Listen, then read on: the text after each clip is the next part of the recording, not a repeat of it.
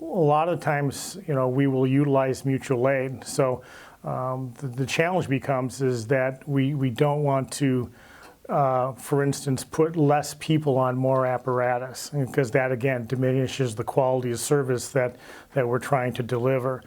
So what we're utilizing is more mutual aid from surrounding communities like Bristol or the city of Kenosha or even south of the border.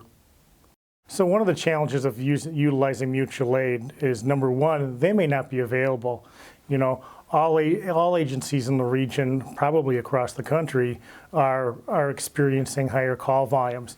So when we make a call for mutual aid, we're anticipating that that neighboring agency is going to be available.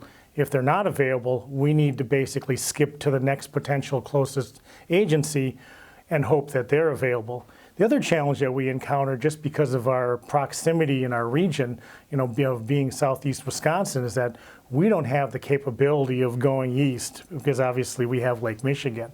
So we really only have the south, west, or north.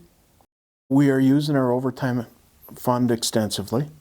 So the way that plays into it, and to give you an example, if our third shift officers get tied up on a serious call where more than one officer is involved, and it's going to be a number of hours before that case gets resolved and those officers are back on the street, our supervision has the ability to call in officers from the next shift.